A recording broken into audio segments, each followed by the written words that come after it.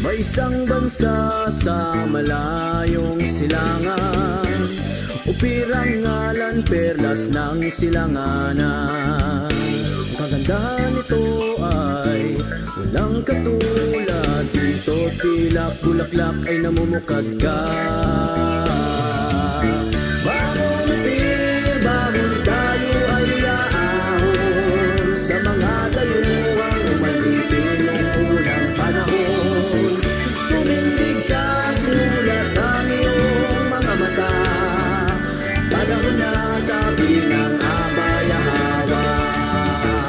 Maharlika ng Hello po sa ating lahat, mga ka-Operians. Welcome pong muli sa ating pagtalakay sa Torah at Tipan. At sa lahat po ng ating mga taga-subaybay, maraming salamat sa inyo. At saan man kayo naroroon, mapagpalang araw, hapon o gabi sa inyong lahat. At sa ating pagpapatuloy, samahan niyo po kaming muli sa pagtalakay sa aklat ni Propeta Hosea. Okay po. Kabanata 3. Pagpapatawad ni Hosea sa kanyang asawa. Sinabi sa akin ni Yahweh ang Alahayam, pumunta ka, patawarin at mahalin mo uli ang iyong asawa, kahit pa siya ay inangkin ng ibang lalaki at nangalun niya. Mahalin mo siya kung paanong iniibig ni Yahweh ang mga Israelita, bagaman sila ay yumuyukod sa mga idolo at iniibig ang mga cake na pasas na inaalay sa mga pista ni Baal. Kaya't binigyan ko siya ng 15 siklo ng pila at mga sukat ng pagkain, halos 1 homer at 1 letek ng sebada. Sinabi ko sa kanya, maninirahan ka na walang ibang asawa sa maraming araw. Hindi ka makikiapid ni magiging asawa ng sinuman. Gagawin ko rin ang gaya ng ginagawa mo. Tandaan, ito ang kanilang yugto ng paglilinis. Sapagkat sa gayon ding paraan, ang Israel ay maninirahan ng maraming araw na walang hari ni prinsipe, walang hain, walang banal na bato, walang epon, at walang mga ribultong bahay. Sa mga huling araw, hahanapin ng mga Israelita si Yahweh. Babalik sila sa Tipan at muling bubuhayin ang makalangit na kaharian ni David. Yada. Yada.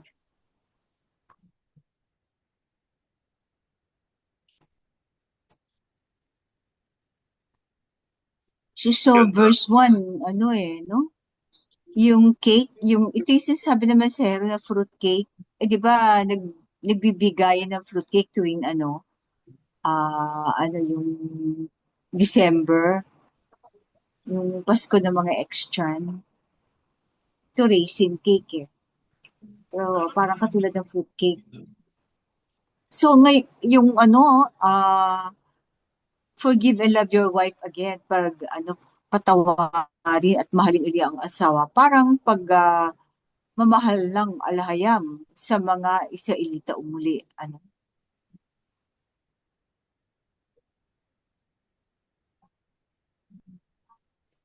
Yung verse 2, I gave her 15 shekels of silver at saka pagkain.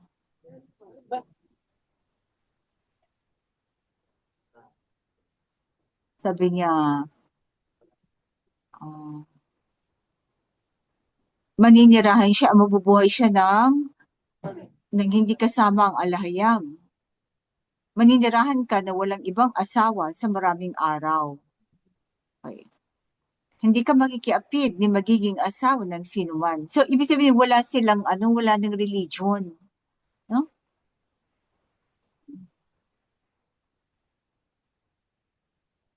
Anong gagawin ko din? Ang gaya.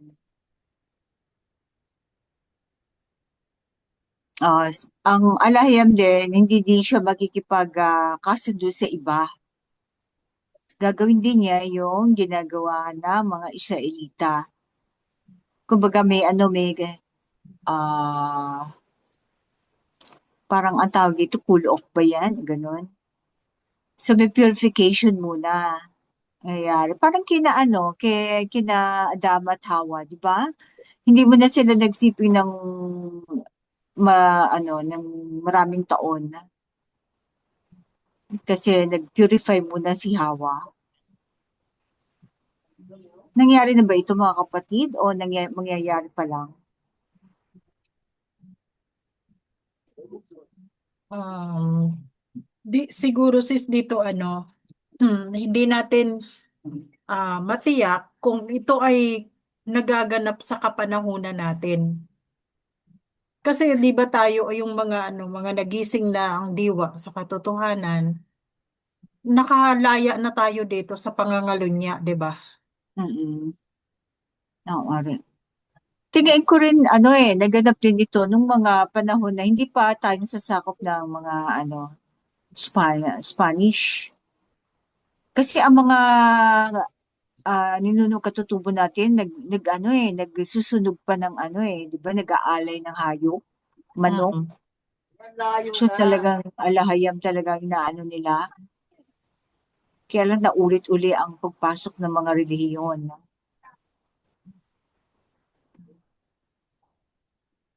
Kasi tayo ay inalipin, 'di ba, sa mahabang panahon. So ibig Oo. sabihin mula pa nung panahon ng sambahayan ni Efraim hanggang sa kasalukuyan, yun pa rin ang ginagawa ng ating mga kalahi. Kasi ito ay tungkol sa 'di ba? Idolatry. Oo. Sinisimbolo lang ito ni Homer na isang babaeng patutot, 'di ba? Ni Gomer. Oo. Mm.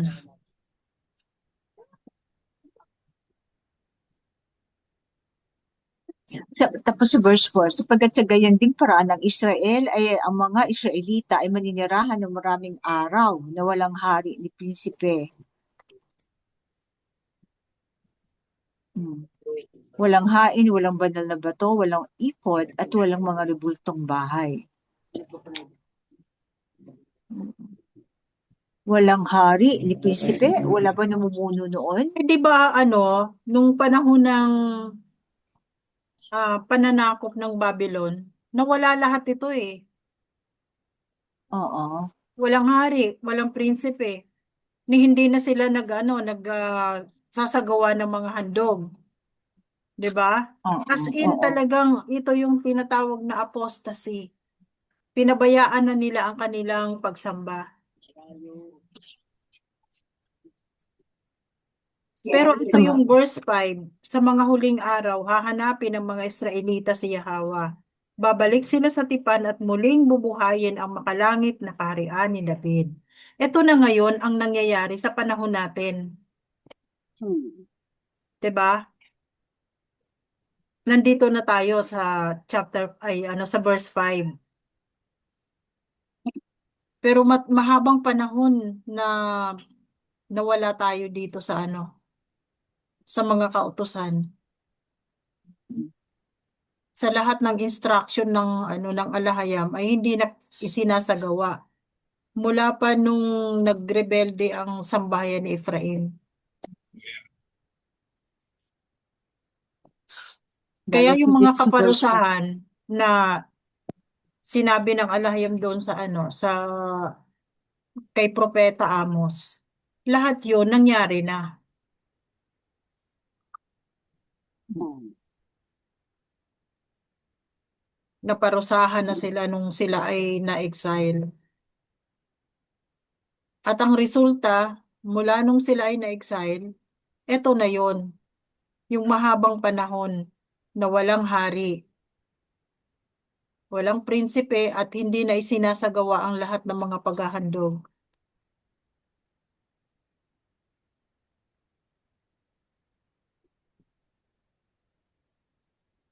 Ito maganda sa verse 5. Sa mga huling araw, hahanapin ng mga Israelita si Yahweh. Babalik sila sa tipan at muling bubuhayin ang makalangit na kaharian ni David. Siya nag-umpisa na ngayon to. Oo, nag-umpisa na. So, ibig sabihin, ang ating kapanahunan sa ngayon ay nasa huling araw na talaga. Kasi hindi naman ito nangyari noon eh. Tayo ay nasa Saka huling sinabi araw. naman, di ba? Ang Oo, Mesias sa mga huling araw, padadala niya ang kanyang mesero ng oo. tipan. So, ito Huling yung araw.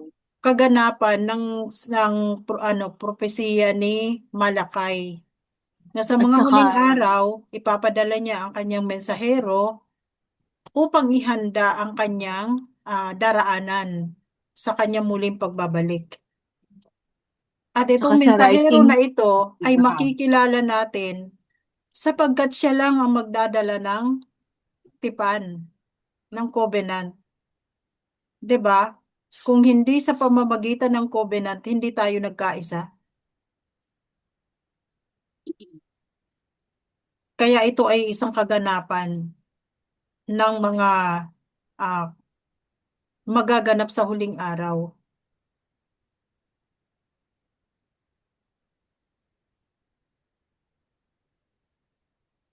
So, wala na ba mga kapatid? Wala na kayo idadagdag? Proceed na tayo sa Kabanata 4. Kabanata 4. Ang pagsasakdal laban sa Israel. Dinggin ninyo ang salita ni Yahweh o Israel, sapagkat may pagsasakdal ang alahayam laban sa mga naninirahan sa lupain. Walang katapatan, walang pag-ibig, at walang pagkilala kay Yahweh sa lupain. Sa halip, sumpa, kasinungalingan, pagpatay, pagnanakaw, at pangangalunya ang nangingibabaw. Nilalabag nila ang lahat ng hangganan at patuloy ang pagdanak ng dugo. Dahil sa mga kasamaang ito, natutuyo ang lupain at lahat ng naninirahan dito ay labis na magdurusa. Ang mga hayop sa parang, ang mga ibon sa himpapawid, at ang mga isda sa dagat ay mawawala. Ngunit huwag hayaang may magparatang ni humatol sa kapwa, sapagkat ang inyong bayan ay gaya ng mga nagsasakdal laban sa saserdote. Kayong lahat ay nadadapa sa araw at gabi, at pati ang mga saserdote ay nadadapa kasama ninyo. Kaya't wawasakin ko ang inyong ina, ang aking bayan ay napapahamak dahil sa kakulangan ng kaalaman. Sapagkat tinanggihan ninyo ang tipan, itatakwil ko rin kayo bilang aking mga saserdote. At dahil nilimot ninyo ang kautusan ng inyong alahayam, kalilimutan ko rin ang inyong mga anak. Habang dumarami ang inyong mga saserdote, lalo silang nagkakasala laban sa akin.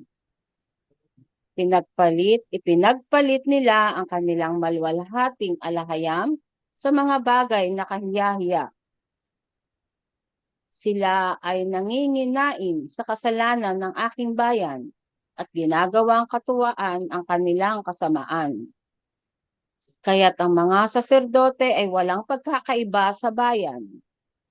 Parurusahan ko silang pareho sa kanilang mga lakad at gagantihan ko sila ayon sa kanilang mga gawa. Kakain sila ngunit hindi mabubusog. Sila ay mag-aanak ngunit hindi uunlad. Sapagkat tinalikuran nila ang alahayam at nalulong sa mga relihiyon, sa lumang alak at bagong alak, na inaalis ang kanilang pangunawa. Sumasangguni kayo sa mga kahoy na idolo, at ang tungkod ng manghuhula ang kanilang pinakikinggan. Isang espiritu ng idolatria ang nagliligaw sa kanila.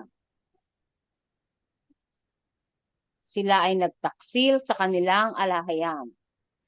Sila ay naghahandog sa tuktok ng mga bundok at nagsusunog ng mga handog sa mga burol, sa ilalim ng mga ensina, poplar at terebente, kung saan kaaya-aya ang lilim. Kaya't ang inyong mga anak na babae ay nagiging patotot at ang inyong mga manugang ay nangangalunya. Hindi ko parurusahan ang inyong mga anak na babae kapag sila ay naging patotot, ni ang inyong mga manugang kapag sila ay nangangalunya, sapagkat ang mga lalaki mismo ang nakikisama sa mga patotot at naghahandog sa mga babaeng bayarang naglilingkod sa mga dambana. Isang bayang walang pagkaunawa ang tiyak na mapapahamak. Bagaman kayo o sambahayan ni Efraim ay nagtataksil sa tipan, ang sambahayan ni David ay hindi nakikibahagi sa kasalanan. Huwag kayong pumunta sa Gilgal. Huwag kayong umahon sa Beth-aben. At huwag ninyong sabihin, kasing tiyak ng ang alahayam ay umiiral. Ang mga Israelita ay matitigas ang ulo, gaya ng isang matigas ang leeg na baka. Paano sila aalagaan ng alahayam na parang mga kordero sa pastolan? Si Efraim ay nalulong sa mga relihiyon, pabayaan ninyo siya. Kahit ubos na ang inumin, patuloy pa rin ang kanilang kahalayan. Iniibig ng kanilang mga pinuno ang kahihiyan. Isang ipo-ipo ang aagaw sa kanila at ang kanilang mga paghahandog ay magdadala sa kanila ng kahihiyan. Yada. Ganda. Yada. Pwede niyo pala tanong.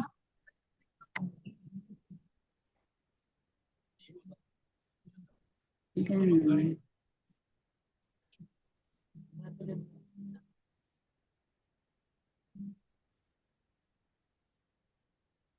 So ito yung pagsasakdal ngayong ibig sabihin, sa panahon natin, ito ay nararanasan pa rin natin, di ba?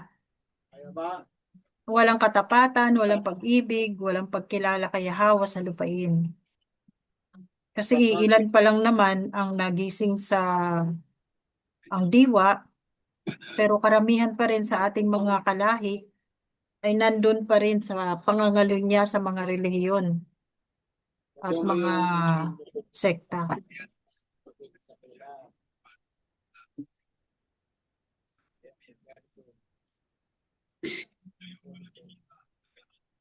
Grabe ang ano niya dito. Oh. Sa halip, sumpa, kasinungalingan, pagpatay, pagnanakaw, at pangangalunya ang nangingibabaw. Nilalabag nila ang lahat ng hangganan at patuloy ang pagdanak ng dugo. Dahil sa mga kasamaang ito, natutuyo ang lupain at lahat ng naninirahan dito ay labis na magdurusa. Lahat ito nangyari at naranasan natin, di ba? Kasi yung mga tao, yung mga kalahi natin, hindi nila alam na sila ay mga Hebreo. So, pinaniwala tayo na matagal na panahon na tayo ay mga hintil. Kaya tayo ay naniwala kay Pablo dahil tayo ay mga hintil. Kung hindi pa dumating ang mensahero, hindi natin malalaman na tayo pala ay mga Hebreo. Kaya tayo ay sakop o napapaloob dito sa mga kautusan at mga instruction ng alahayam na dapat sinusunod natin yung tipan na matagal na kinalimutan.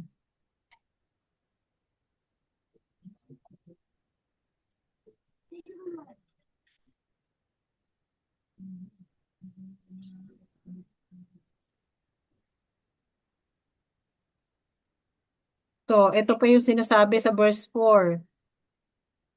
Ngunit, huwag hayaang may magparatang ni humatol sa kapwa, sapagkat ang iyong bayan ay gaya ng mga nagsasakdal laban sa saserdote. Kayong lahat ay nadadapa sa araw at gabi, at pati ang mga saserdote ay nadadapa kasama ninyo. Ano na nga bang nangyari sa mga saserdote natin? Wala na bang nag-survive? Nadapa sila lahat? Malay kaya.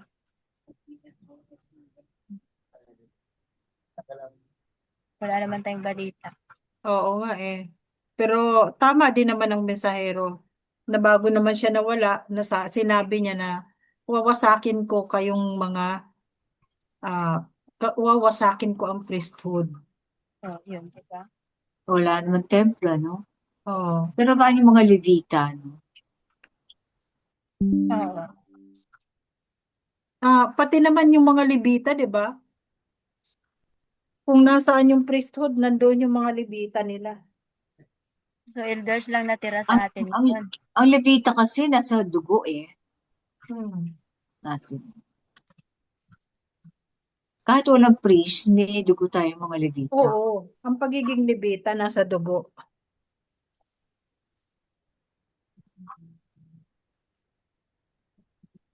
Pero ang tinutukoy kong Levita, yung mga inappoint ng mga saserdote natin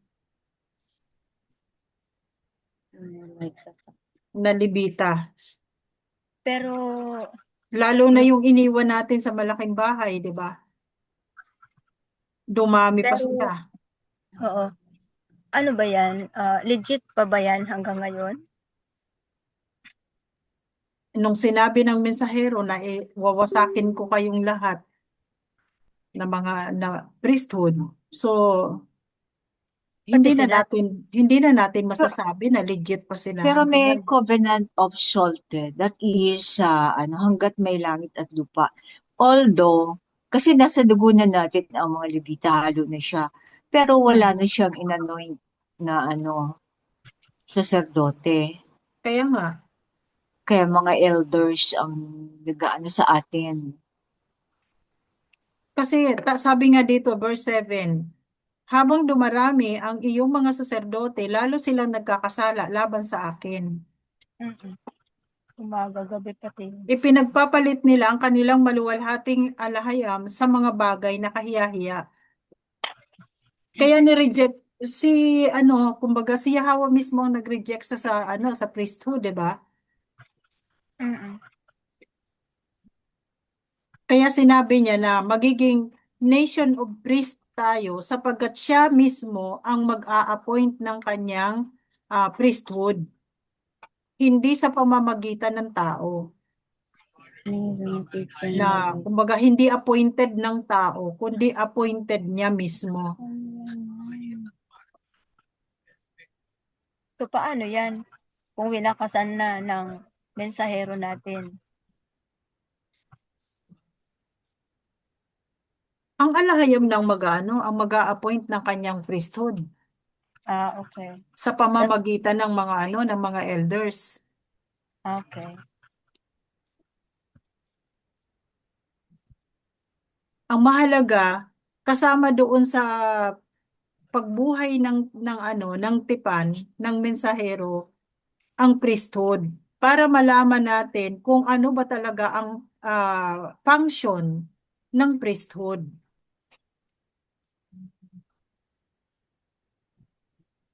So yung kung ang itinuro sa atin ng mensahero tungkol sa gawain ng priesthood, yun ang iniwan niya.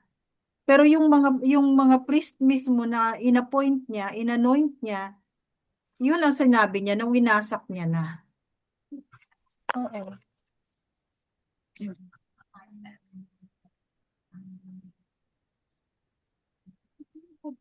Ano yun? Kasama pati yung nasa norte, nasa Pag may sinabing priesthood, di kasama silang lahat. So, ibig sabihin, iniwan na sila ng diwa ng alahayam. Kaya, kumbaga, napakadali na nilang maniwala sa kung ano man ang mga nasa paligid nila.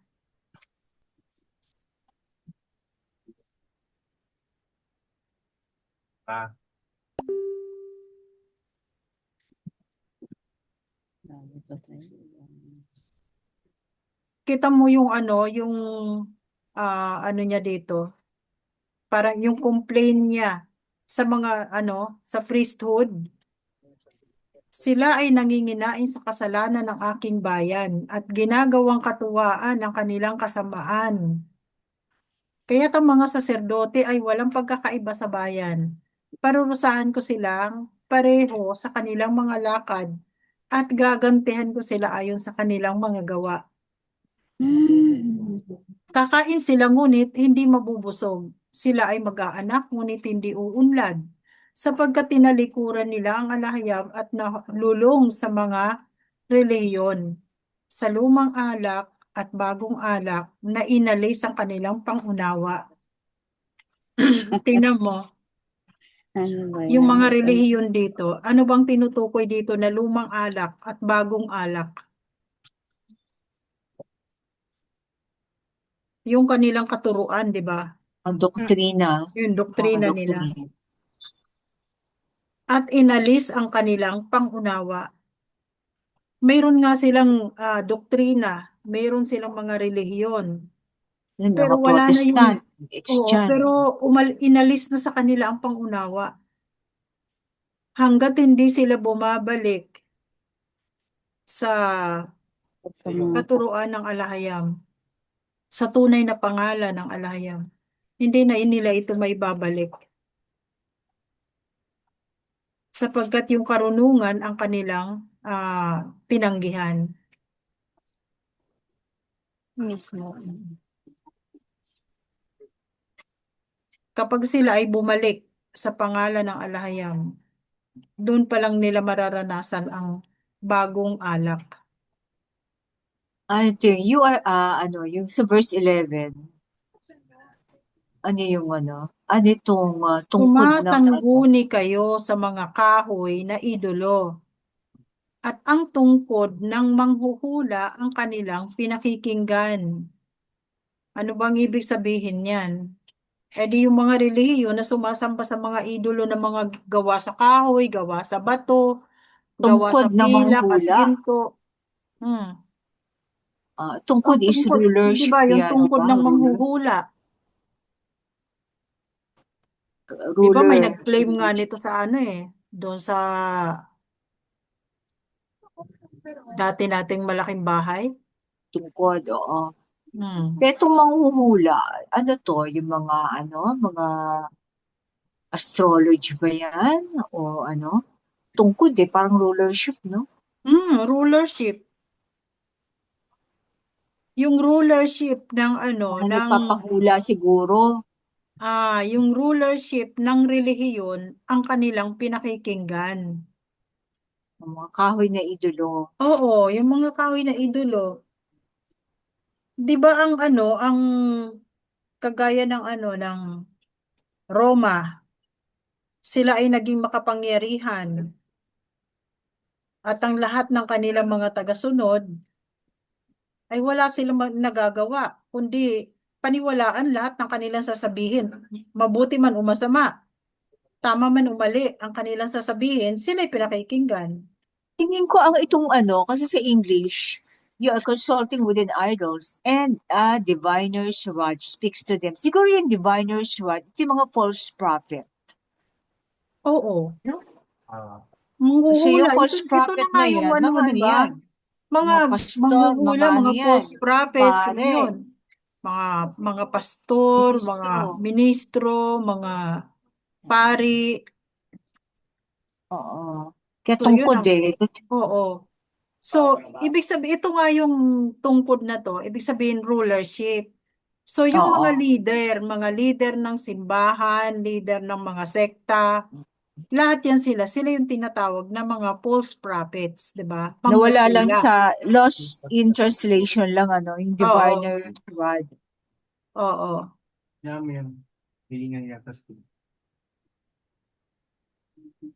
Sa verse 12, isang espiritu ng idolatriya ang nagliligaw sa kanila. Sila ay nagtaksil sa kanilang alahayam.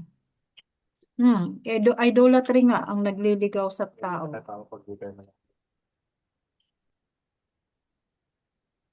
Sila'y naghahandog sa tuktok ng mga bundok at nagsusunog ng mga handog sa mga burol. Sa ilalim ng mga ensena, poplar at terebente, kung saan kaaya-aya ang lilim. So, Kaya ito pala yung, kailangang no? oo, Kasi mountain tops Siguro ito yung ginaya oo, sa malaking bahay. Kaya kailangan nila maglagay ng ng mga hagdanan, no? ng hagdanan. Liar. Pero they sacrifice on the mountain tops. Kasi ano ba ang mountain? Di ba ano yan? Rulership, government, di ba kingdom? So, nag-aalay din sila sa kanilang mga ruler, mga Ano nga ba ang ginagawa ng mga ng mga relihiyon at sekta? oo, di ba? Ang lahat ng kanilang ng income nila pinadadala nila doon bilang mga handog nila. Nasaan ang kanilang namumuno, ano?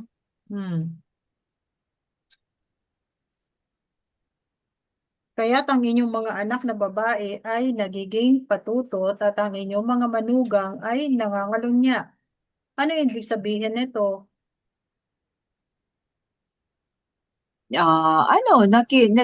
Sumasamba sa mga religion. Kung ano ang nakikita sa magulang, Kasi where di the ba? shade is pleasant Kasi maano yung lilim, nito.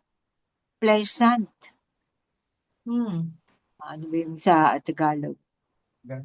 Kaya nga, Oo. di ba, nung Saan tayo, kaaya-aya ang lilim. nung mga bata pa kasi tayo, kumbaga, O yung mga gusto sabi natin, nga, yung di mga ba, Flores de ang Mayo, bautismo daw Fiesta. natin, yung bautismo nating tinanggap ay ayon sa pananampalataya ng ating mga magulang. Kung ano man ang kanilang ipagawa sa atin, yun ang sinusunod natin. Kaya sinasabi dito, kaya't ang inyong mga anak na babae ay nagiging patutot at ang inyong mga manugang ay nangangalunya. So, kung ang nakikita ng mga anak sa magulang, yun din ang kanilang ginagawa. Patutot yung mga magulang nila Ano naman ang in-expect mo sa mga anak?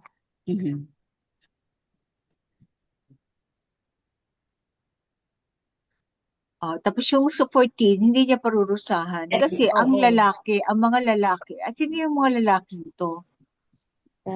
Mismo ang nagkikisama. Hindi ko So yung parurusahan yung mga ang religion inyong din mga siguro anak to. na babae kapag sila ay naging patutot ni ang inyong mga manugang kapag sila ay nangangalunya. Sapagkat ang mga lalaki mismo ang nakikisama sa mga patutot na naghahandog sa mga babaeng bayarang naglilingkod sa mga dambana. Kasi yung mga lalaki ang mismo, di ba? Ibig sabihin, kapag ang mga di ba sa mga tahanan, ang nagiging leader ay ang mga lalaki. Oo. Kaya't ang niya, ang Yung mga parurusahan namumuno niya, mismo. Oo. ang parurusahan niya ngayon ang mga lalaki at hindi na itong mga babae.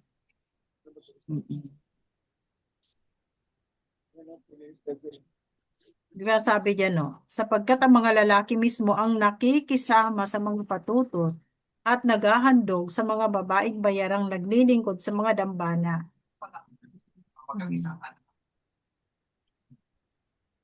Isang bayang walang pagkaunawa ang tiyak na mapapahamak. Sabi nga ng Makakatakot Bisaero, pala. Ibig sabihin, hindi guilty ang House of David, Tambahan lang ni Ephraim pala ang gumagawa ng idolatry. Kanino ba talaga nagsimula ang idolatry? Di ba sa Northern Kingdom, sa sambahayan ni Ephraim? So yung totoo kasi yung mga yung mga House of David, dinala sila sa hindi naman sila sakop ng religion. Dinala silang slaves sa New World, sa New York, pero government yun, hindi religion ang sumakop sa kanila.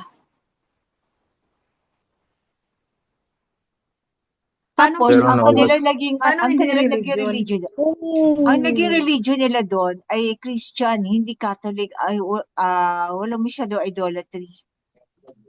Di ba yun sa kay Ano yan? po yung ibig sabihin? Queen Elizabeth? Po, mahirap po talaga ang Oo. May tanong ako, sis. Ano yung ibig sabihin ng nung babaeng bayaran na naghahandog sa dambana? Di ba yung yung kagaya ng ginawa ng mga anak ni Eli? Marami na po ako. So ano yung patutot na dinidescribe diyan? Yung paiba-iba ng Mga religion mga o anak yung ni Hindi, ano to bro, yung o mga ni literal? Gomer, Israelita. yung mga Hindi nga, ano Israelita yan? na Pumunta sa iba-ibang nangagalunya, religion. ibig sabihin nagse-serve sila sa mga religion, Okay. sa mga So, idolo so at yun mga ang sekta. pagiging patutot nila. Yun ang pagiging patutot, yung pagiging idolatry nila.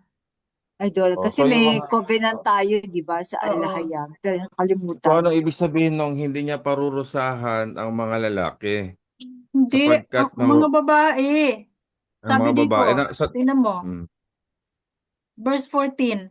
Hindi ko parurusahan ang inyong mga anak na babae kapag sila ay naging patutot, ni ang inyong mga manugang kapag sila ay nangalunya. Sapagkat mga ang mga manugang. lalaki mismo ang nakikisama sa mga patutot at naghahandog sa mga babaeng bayaran, naglilingkod sa mga dambana. So ang parurusahan niya dito, yung mga lalaki, hindi yung mga babae. O kaya nga ibig sabihin Baka Dahil yung mga ang mga kasalanan lalaki ang Baka yung mga pastor, mga pare, mga yun ministro. nga, di ba? ibig Ang sabihin tinutukoy kasi dito, yung mga Mm. naglilingkod sa dambana. yung naglilingkod sa dambana. Oo. Oh, Hindi yung literal na patutot. Yung naglilingkod sa dambana ang yes. Ang pinag-uusapan tinutukoy dyan. na patutot Pare, dito ay yung pastor. Religion. yung relihiyon. Oo. Yung, di ba Idolatry nga, idolatry. yung mga babaeng patutot tagahandog sa dambana? Oo, sis, kasi di ba Oo. karamihan, Yung mga Israelita na di ba nagising nga tayo sa May relihiyon kung ano-ano ang nagsisimba sa ginagawa sa ibang atin ng mga religion. pari. Di ba? Oo nga. Magulo kasi. Pero naghahandog sa dambana. Oo, Pero ibig sabihin sa naghahandog sa naghahandog, dambana, naglilingkod sa dambana. yun, naglilingkod sa dambana, pero naghahandog sa dambana. Okay ba yung system? Kahit nag-worship ka, nagsisimba ka doon, Oo, nagiging nagsisimba, patutot naghahandog rin. ka, di ba? Naglilingkod. Yung mga Nagsisimba ka doon lalaki sa naghahandog. Katoliko. Pero ang parurusahan nila, yung mga pare, Naglilingkod yung yun, mga sis, lalaki. hindi naghahandog. Wala po akong pera. Pareho din yun. Kasi di ba Patutot nagtatithe at ka doon dati? naghahandog. Nagtatithe ka doon, di ba? Oo, nagtatights ka doon, di ba? Wala nga po akong Nagtatights ka, sis, pero iba yung handog. Ano nga yung handog na tinutukoy dito, di ba? Nakalagay kasi Lahat, dyan, lahat handog ng sa dinadala dambana mo para sa idolo. Nagkahandog ng oras. Oo, yung oras mo, yung pera mo na dinadala mo doon sa idolo. Lalo na kapag mayroon kang mga panata, di ba? May mga panata ka, tapos mayroon ka pang mga... So ito yung ito yung worship na Oo, sinasabi. worship yun. So ang Worship, pag-worship nila doon, worshiping way din ng idols. paghahandog. Okay. Pagsimba. Worshiping idols. Okay. Hmm. Oo. So yung pag-worship nila, yun ang paghahandog Hmm. sa Pangangalunya. dambana. Hindi kaya pwedeng palitan na yung pag-worship nila. Oo.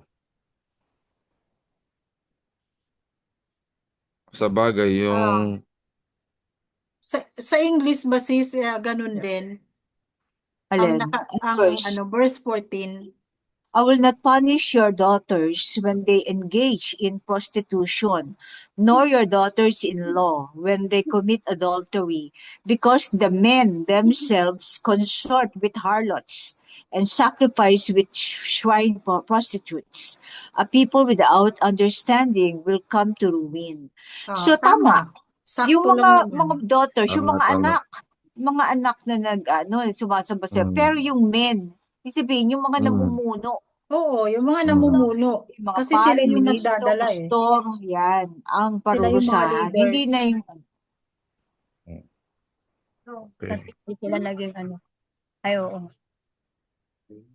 Paano naman sila magiging mga, ang tawag nito, good leaders?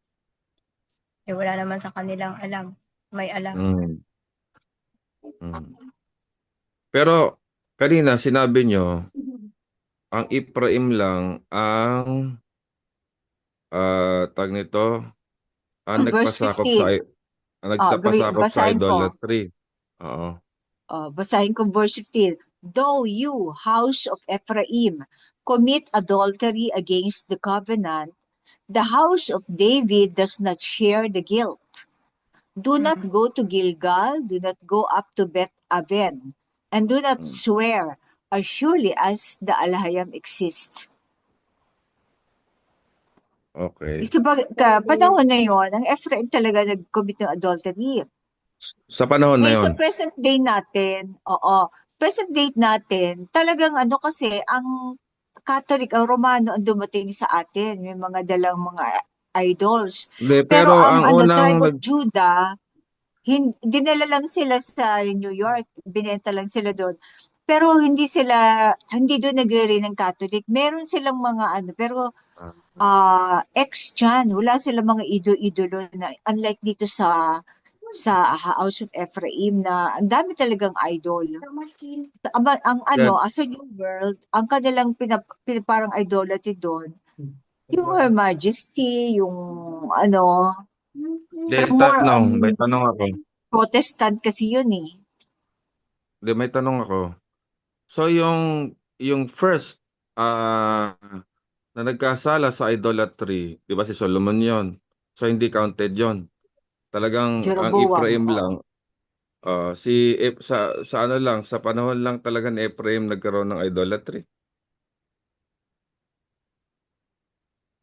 Di Si ba Jeroboam. sinimulan ni Jeroboam, halos lahat ng pero mga sumunod sa kanya na hari ay hindi nila inalis yung mga ginawa ni Jeroboam na mga idolo.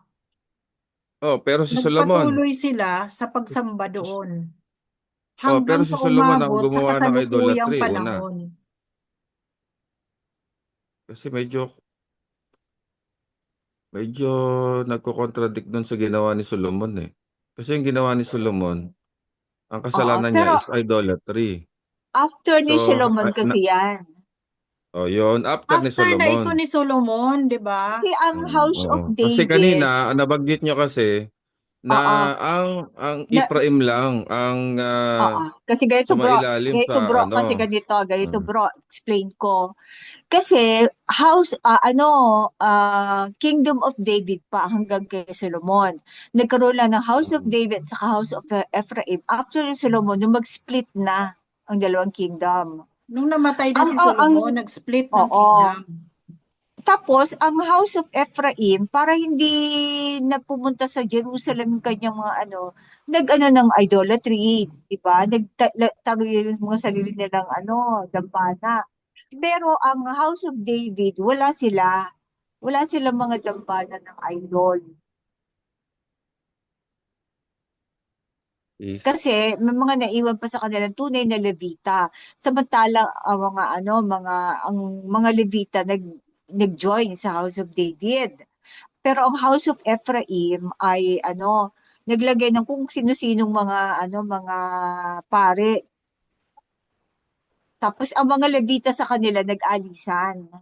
Umalis, pumunta sa kumampi lahat sa House of David.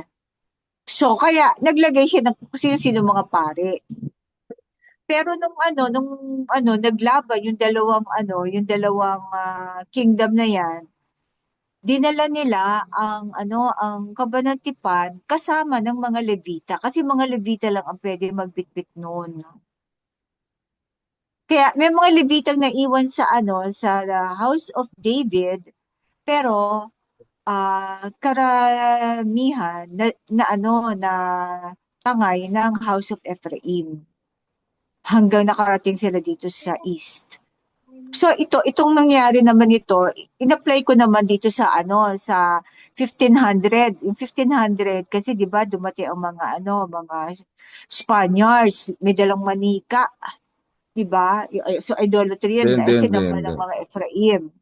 Parang inano ko lang yung iba-ibang timeline. Hindi, kasi Sabi ko na ang ulit, hindi naman yun ang pinupunto eh. Kasi ang pagkabanggit yung nyo parusa. kanina, oo, si Ephraim ang napasa ilalim lang ng idolatry. So kung gano'n ang statement, edi tinatanggal natin yung kasalanan na ginawa ni Solomon. Siya ang unang-unang lumabag doon sa na yun, Hindi, kasunduan na yun. pinag-uusapan dito yung Oo. dalawang nung panahon na ng Yes, to tama eh. 'yon.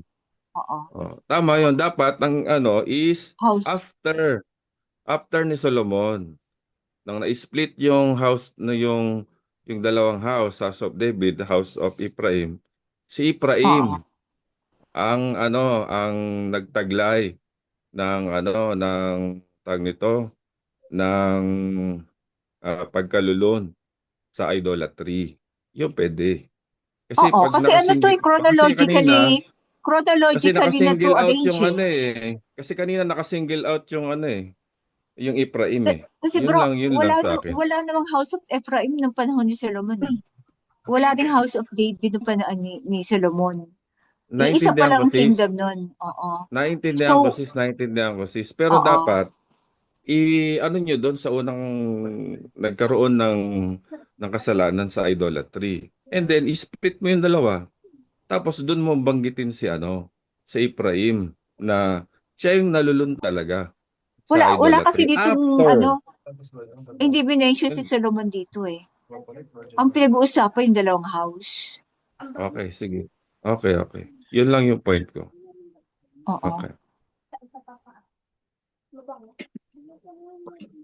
Kaya sa House of Ephraim lang naman talaga nagsimula ang idolatry. At Between doon sa nagkasala sa din, dalawa. nagkasala din ang house ni David nung nakipag-isa sila doon sa hari ng House of Ephraim. Si Haring yata yun check natin. Do not go to Gilgal. Do not go up to Beth Aven, di ba? Oo. Si Ahaziah na nakipag-isa kay Haring Joram nung panahon ni Prophet Elisha. Doon lang nagkasala ang House of David. So, itong verse 16, ang mga Israelita ay matitigas ang ulo, gaya ng isang matigas ang leeg na baka. Paano sila alagaan ng alahe para mga kordero? Anong Israelita ito? House of Ephraim o kalahatan? Saang sis yan? Sa Verse 16. 16. Oo. Ang mga Israelita ay matitigas ang ulo. Ito ito yung tinutukoy dito sis yung House of Ephraim. House of Ephraim. O Ayun, sige, palitan natin, ha? Bagaman kayo, sambahayan ni Ephraim ay nagtataksil sa tipan. Ang sambahayan ni David ay hindi nakikibahagi sa kasalanan.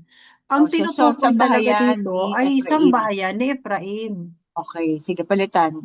Kasi pag sinabing yung Israel, kasi usually, sambahayan ni Ephraim yun, di pangkalahatan, ba? oo. Pag pangkalahatan, Israelita. Pero pag sinabi kasing Israel, parang sambahayan ni to eh. So, magiging House of Ephraim to. 16. The Israelites. Matitigas talaga ulo, no? Ang sambahayan ni Ephraim. Bakit? Tama ba? Oo. Ang sambayan ni Efraim ay matitigas ang ulo. Oo. Carried pa naman Like to a stubborn heifer. hanggang ngayon eh. Eh, di ba back heifer nga ang ano Hmm. ni Ephraim, di ba? Stubborn heifer. Oo. Di ba kaya nga baka? Baka ba o kalabaw o ox? Ano yun? Oo. Toro? Oo. How then can the Alahyams Oo. pasture them like lambs in a meadow? Oo. Ephraim is joined to religions. Tama. Leave him Hmm. alone. 17. Nakasama sa religion. Ano sa Tagalog yun? Si Ephraim ay nalulong sa mga relihiyon. Pabayaan niyo siya.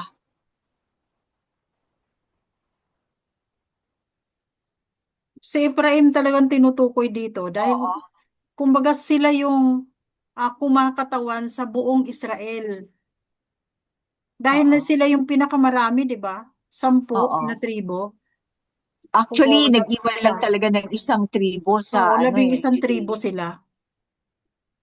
So, sila yung Nag-iwan. kumakatawan ng buong Israel. Mm-mm.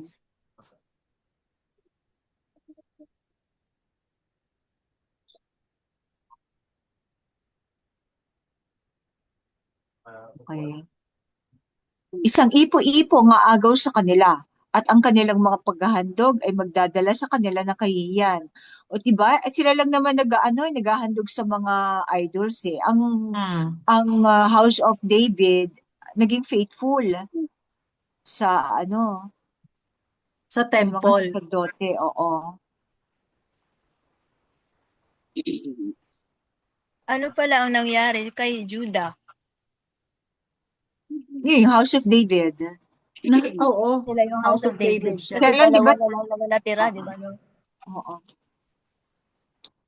Kasi nawala yung House of yung tribe of Benjamin. So iniisip nila na humalo sa tribe ni Judah. Tapos sinabi pa ni Paul na siya ay mula sa tribo ni Benjamin. So iniisip ng mga na humalo ang tribo ni Benjamin kay Judah.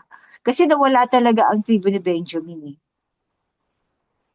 Ilan lang yung natira sa kanila, di ba? 300. Ay, 400 lang, 600 Hindi, 400 na kalalakihan. 400 ba o 600? 400 600 yung 400 nakapag-asawa pero yung Yung 200 ang 200, wala hindi. nagkidnap. Oo. Oo. Pinakidnap na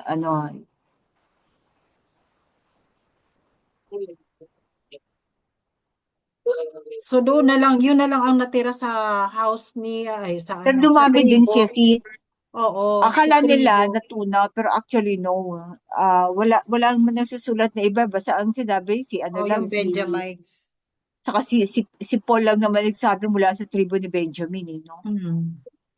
Kung may natira mga ilan-ilan. Pero tingin ko yung iba umalis din. Kasi yung mga babaeng napangasawa nila, 'di ba, galing din sa ibang tribo. Oo, Israelita rin. Hmm. Type din ni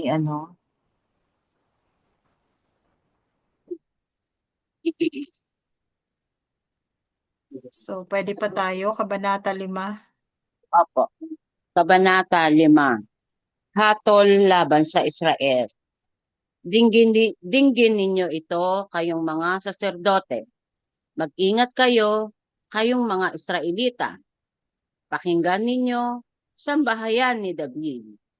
Ang hatol na ito ay laban sa inyo. Kayo ay naging isang bitag sa Mispa at isang lambat na inilatag sa Tabor. Ang mga suwail ay lubog sa pagpatay. Aking didisiplinahin silang lahat. Kilala ko si Efraim at ang sambahayan ni Efraim ay hindi nakatago sa akin. Efraim, ikaw ngayon ay nalugmok sa pagsamba sa mga idolo. Ang sambahayan ni Efraim ay tiwali. Ang kanilang mga gawa ay pumipigil sa kanila upang makabalik kay Yahweh, sapagkat may espiritu ng pagsamba sa idolo sa kanilang puso. Hindi nila kinikilala si Yahweh. Ang kapalaluan ng sambahayan ni Efraim ang nagpapatotoo laban sa kanila. Pati ang sambahayan ni David ay nadadapa kasama nila sa kanilang kasalanan. Kapag sila ay pumunta na, may mga kawan at bakahan upang hanapin ang alahayam. Hindi nila siya matatagpuan, sapagkat nilisan na sila ni Yahweh. Sila ay nagtaksil kay Yahweh. Sila ay nagsilang ng mga anak sa kasamaan. Sa kanilang diriwang ng mga pista ng bagong buwan, wawasakin niya ang kanilang mga lupain. Hipan ninyo ang shofar sa Gibeya, ang sungay sa Rama. Itaas ninyo ang sigaw sa Beth-aben. Maghanda na, o Benjamin. Ang sambahayan ni Efraim ay mapapahiya sa araw ng pagpaparusa. Sa gitna ng mga tribo ng mga Israelita, aking ipapahayag ang tiyak na kaparusahan.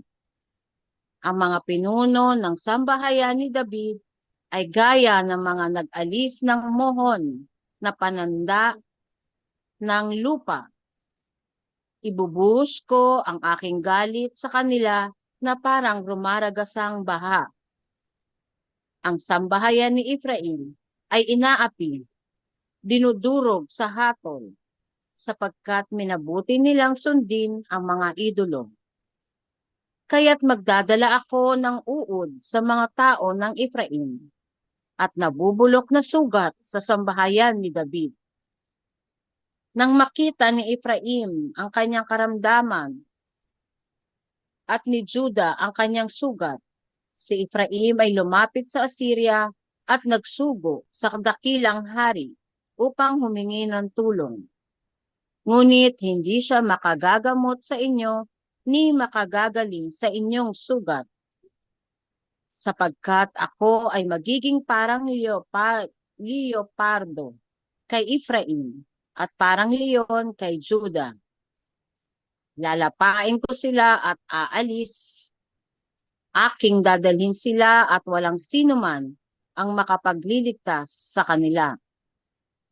Pagkatapos, ako ay babalik sa aking lungga hanggang sa tanggapin nila ang kanilang sala at hanapin ang aking mukha. Sa kanilang matinding pagdurusa, hahanapin nila ako ng buong sigasig. Yada. Yada. Yada. So dito naman ang tinutukoy naman ang sambahayan ni David. Na lahat Pareho, din sila. pareho. Oo. Lahat din sila ay Ito din yung mga parurusahan. siege. Ito yung mga siege, di ba? Oo. Mga siege of Babylon, siege of ano.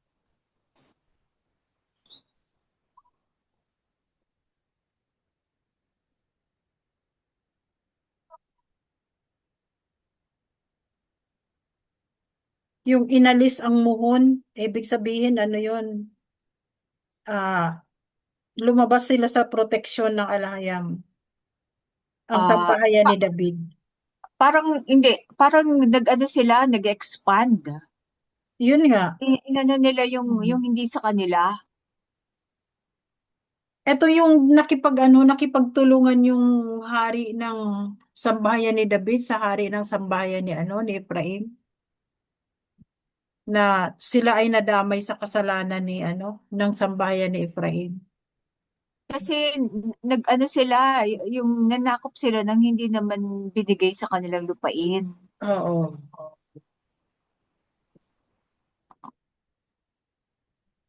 Saan ba nga ba itong Tabor, Mispa?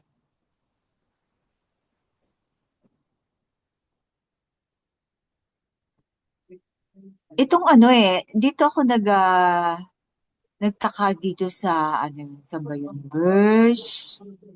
Verse 8. Basahin ko sa English. Sound the shofar in Gibeah, the horn in Ramah.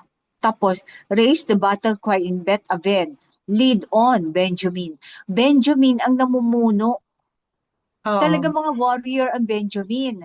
Parang ito yung mga Mongolian 'di ba? Mga kaya nagkaroon ng ano yun? Kingdom.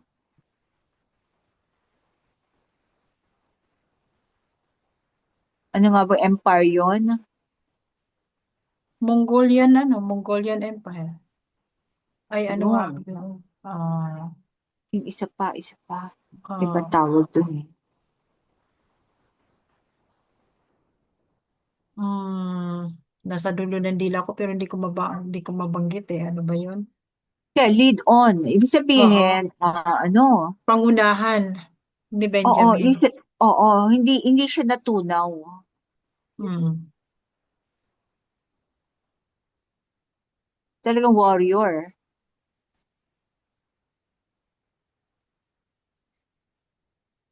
So ang translation dito, maghanda na o Benjamin. Lead on. Ang lead on, hindi itong maghanda na. Oo, lead Ano nga on. bang pwedeng ano? Pangunahan mo, Benjamin, dapat, Oo, no? pangunahan. 8 verse 8. Pangunahan mo o Benjamin. Tanggalin mo na yun. Hmm? Pangunahan mo, Benjamin. Okay.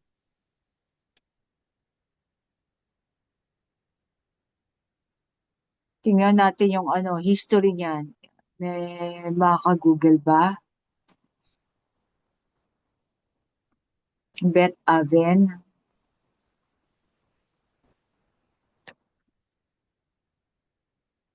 Gebeya at Rama.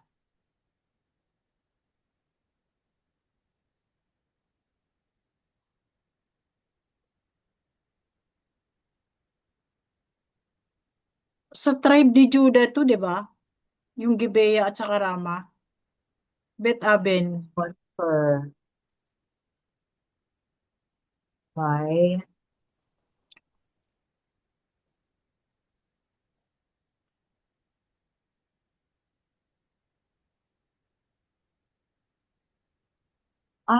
Calf of Beth Aven ay kukunin at dadalhin sa Assyria bilang tanda ng pagkatalo ng Israel.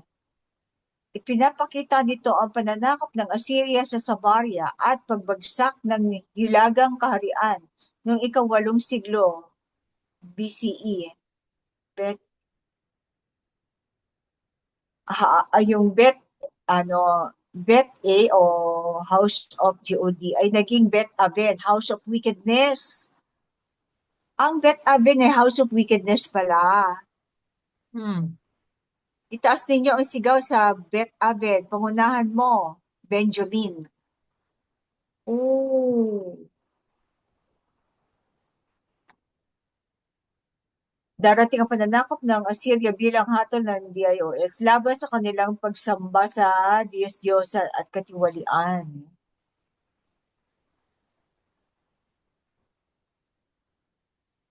Ang bahay ng kasamaan ang Bet Aven. Yun nga.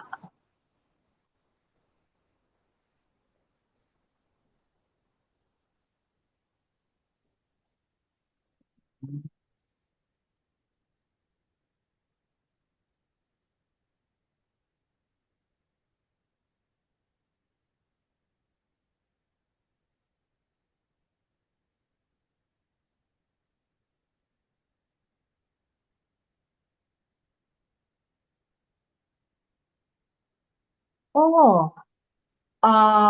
Ang ang Gibeya ay burol o hill. Kilala ito bilang bayan ni Saul. O, di ba si Saul from the tribe of Benjamin? Sa Gibeya siya, di ba? Oo. Si Saul. Sa Rama naman si Samuel. Oo.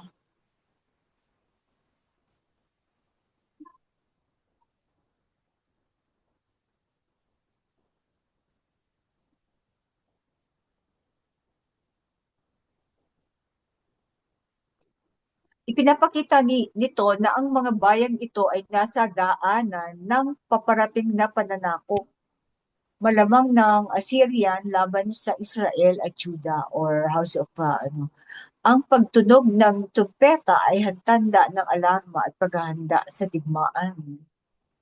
Oo.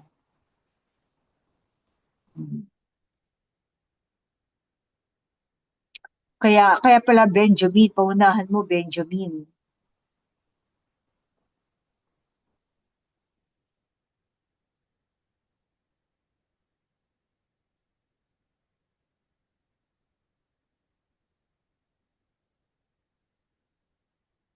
Sila ay nagtaksil kayaw, sila ay nagsilang ng mga anak sa kasamaan. Sa verse 7, no? Sa kanilang pagdiriwang ng mga pista ng bagong buwan, wawasakin niya ang kanilang mga lupain. New moon,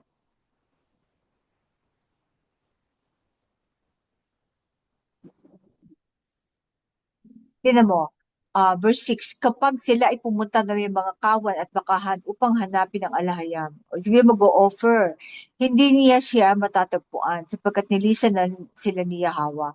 So kahit yung mga altar nila ay nilisan na ng alahayam, kahit mag-offer pa sila dun, no? Hmm.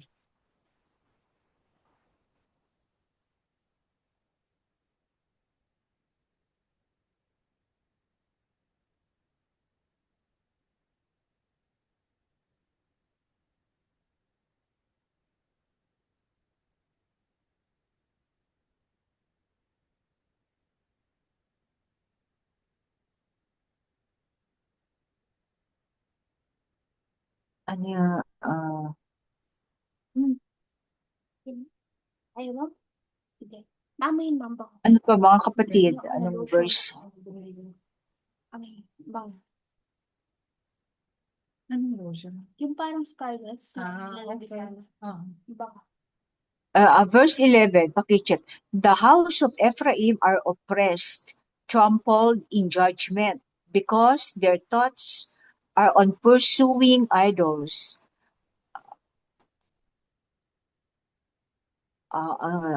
Ay inaapi, dinudurog sa hata sapagkat minabuti nilang sundin ang mga idolo, pursuing, paghabol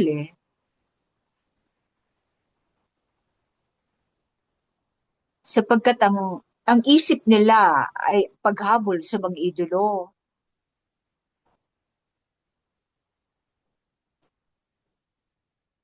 May mali ba sa translation? Parang malapit naman, katulad ng ito. Ang sambayan ni Ephraim ay inaapi, dinudurog sa hatol, sapagkat minabuti nilang sundin ang mga idolo. Okay, because their thoughts are on pursuing idols. Pursuing, pwede na rin. Oo. Pang sundan or habulin. Pursue. Mas Habulin. may ano to? Minabuti nilang sundin ang mga idolo. So, understood na rin. Their thoughts, Kaya mga mas ano po pinili. kayo? Mas pinili nilang sundin.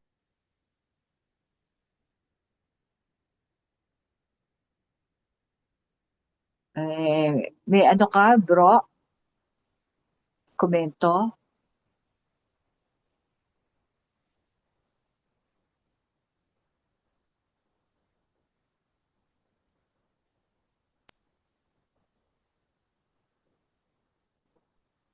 Okay, yung verse sa 13. sis yung verse 12, hindi kaya ito yung naabutan ni King Yahawashi na mga kitongin? I will bring maggot to the people of Ephraim and gangrene to the house of David. Isabihin maggot, ibig sabihin bubulok, kabulukan. Kaya nga, Di ba? Oo. Tapos gangrene, hindi na yung sugat hindi na gumagaling. nabubulok na sugat. So, bahagi ng kaparusahan Oo. ng alahayam sa sambahayan ni Ephraim at saka ni David. Kumbaga, yung lipunan natin may cancer na, kumbaga, no? When Ephraim saw his sickness and Judah his sores, Ephraim turned to Assyria. Nagpatulong siya sa Assyria and sent Oo. to the great king for help. But he is not able to cure you. Hindi na magamot ng hari ng Assyria. Not able Oo. to heal your sores. For I will be like a tiger to Ephraim and like a lion to Judah. I will tear them to pieces and go away. I will carry them off with no one to rescue them. Kaya nga, di ba, ginamit ng alahayb ang Assyria at saka ang Babylon. Mm. Kinuha at kinangay sila. Oo, nung exile nila yan. Iliwan na doon. Oo. Then, I will return to my lair sa lungga babalik ang alahayam. Until they have borne their guilt and seek my face. Hanggang maano yung nilang kaparusahan. Di ba? 70 years ang Babylon. Ang ano naman, ang Assyria, hindi na ibinalik no? Pinamigay lang kanila mga lupain sa ibang lahi. Mm. Yung Samaria sa ibang Sis, ano ba foreigner. yung sinabi? I will be a maggot. I will bring, sabi ang verse 12, I will bring maggot to the people of Ephraim, mga uod, and gangrene to the house of Ano yan? David. Pwedeng i-relate yan. Ano? Pwedeng, pwedeng i-relate yan ngayon. Oo. 'Di ba? Ano ba yung nangyayari sa atin? Sa Nanginginain lipunan sa mga natin, tao. 'di ba? Oo. Nanginginain para mga Sa parasite, mga no? tao. Parasite. At Parang nabubulok na sugat sa ah, bayan. oh, 'di ba yung ang natitira na puro bulok na kaisipan na. Oo. Pati yung O, kurang yung yung nga parasite lang, yung kung ano yung tax yung mula sa mga tao, yan, kinakain lang. yan. So yung ang binigay niyang salot, sila mismo ang kinakain. Oo. Yung sa sarili lang Laman. mga maling sariling mga desisyon. Tayo katulad niyan, 'di ba, yung sa baha, 'di ba? Ano Oo. bang nangyari doon sa mga pondo, 'di ba? Winaldas nila. O anong nangyari? Nagkaroon ng salot na may mga Mga na, So, yun, habang pwedeng i-relate mo yan ngayon. Oo, sarili. yung uod na yan na yung uod sa kaisipan. O yung Kasi sarili, pag-iisip, mula rin yung pagiging sarili mong katawan, di ba? makasarili. So, walang kaya nga nagtago siya, nanahim, hanggang sa ma-realize mo na yung ginagawa mo, sarili mong kapalawan.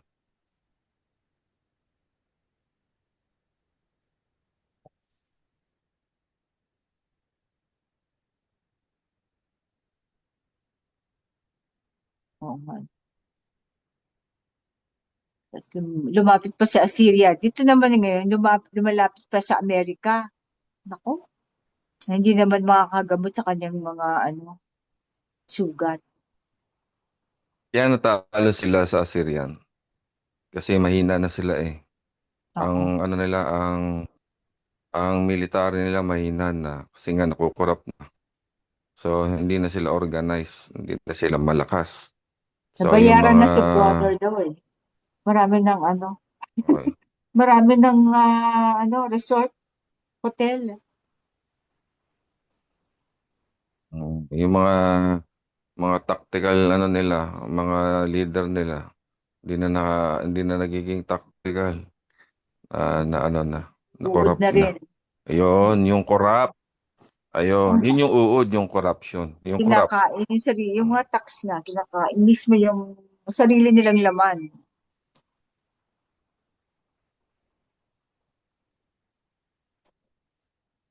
So yung uod doon, yung corruption mismo. Yun ang kapalit paghahabol sa idolatry. Mm-mm. Hanggang ngayon yung resulta, no? Consequence, tama pa natin.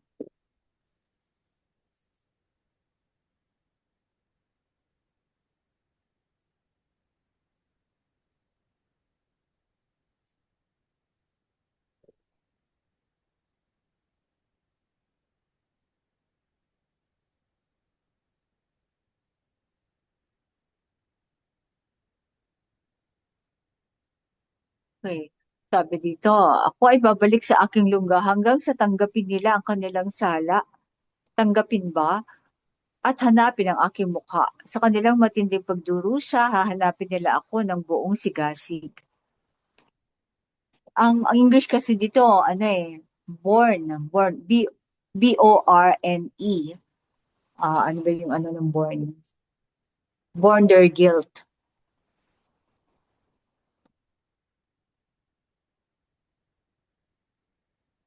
Pinasan o tinaglay.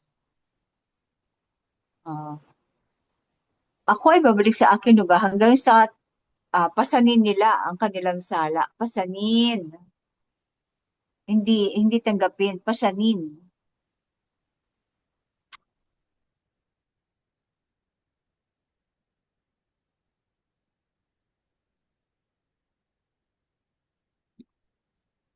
Pasanin. Kumbaga, yung konsekwensyo ko nilang mga pagkakasala. Yung parusa.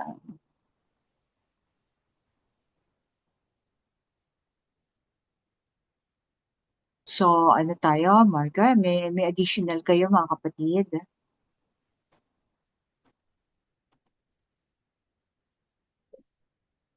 So, pag binabasa mo yung yung itong Hosea, may may past, may present, and may future to no? Yung kanyang prophecy, may naganap na, then may uulit pa ulit.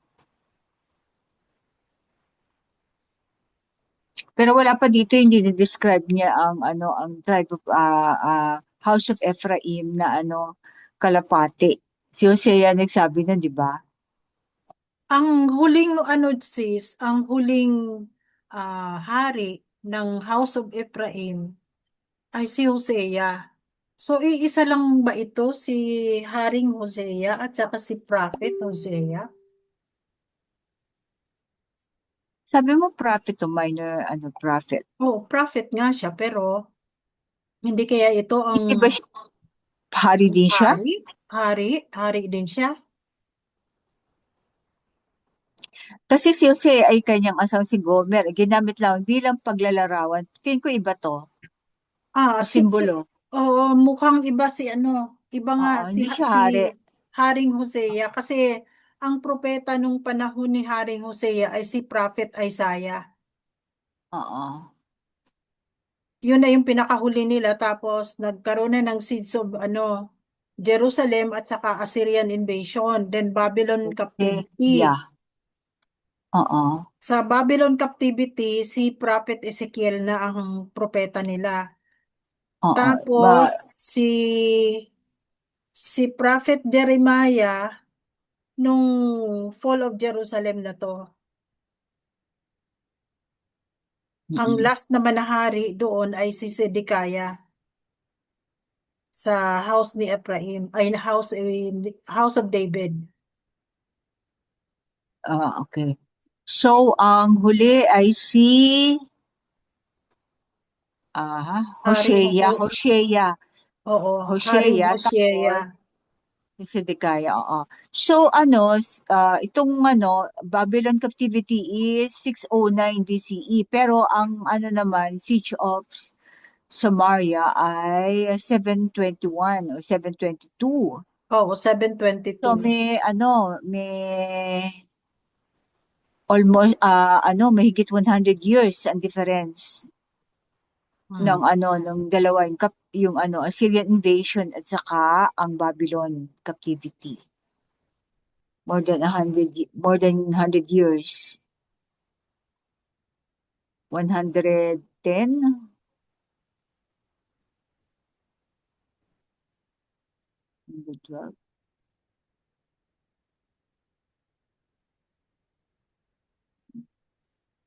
Ezekiel, Jeremiah, oo. Minor prophet, hindi nakalagay yung, walang timeline na nakasulat, no? Pero kung i-google mo, meron silang ilalagay na doon, yung approximate. Pero ito naman kasi, ko yung depende doon sa, sa mga prophecy nila, doon ko binase ang, At saka sino yung hari na ano nila. Kaya ako na ano na itong tulad nitong Jonah na mas nauna pa ang Jonah dahil ang hari dun si ganito at saka yung base sa history kung anong naganap. At saka yung ano, yung may ano yun may moon na yung mga events na nangyayari katulad nagkaroon ng dilim ang araw, nagkaroon ng eclipse. Yan. So, ito-triangulate mo talaga ang mga pangyayari.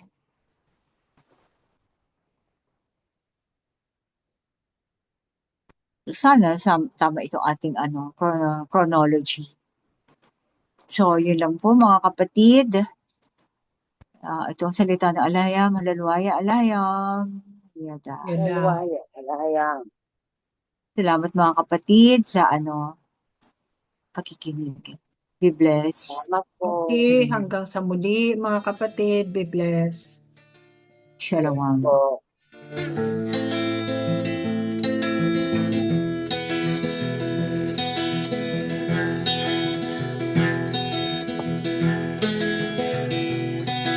Kay hirap ng ating naranasan, nakakulong tayo sa sarili nating tahanan. Dahil sa takot na tayo'y mahawaan, makamandag na kuko ng ating kalaban. Sobra na ang hirap ng ating bayan, may dagdag pang parusang naranasan. Sumisigaw ang mga bundok at nagpuputukan, may masangsang na hangin dala si kamatayan. Huwag patitinag kaibigan, may Elohim na malapitan. Salita niya'y panghawakan, babangon ang mga operyan. Nagbabadyang maraming kaguluhan, bansa laban sa bansang digmaan. May gutom, lindol, girat, kabighatian, ngunit hindi pa ito ang katapusan. Huwag matitinag kaibigan, may Elohim na malapitan. Salita niya ipanghawakan, babangon ang mga operyan. Ang Yahawa ang tawagan, laging mayroong kasagutan. Sa bingit ng kamatayan, hindi kanya pababayaan. Huwag matakot kaibigan, pag-ibig niya'y dapat mong maranasan. Mundo man ay magunaw, may bago tayong tahanan. Huwag matakot kaibigan, pag-ibig niya'y dapat mong maranasan. Mundo man ay magunaw, may bago tayong tahanan. Huwag patitinag kaibigan, may Elohim na malapitan. Salita niya'y panghawakan, babangon ang mga operyan. Babangon ang mga operyan, babangon ang mga operyan, babangon ang mga operyan,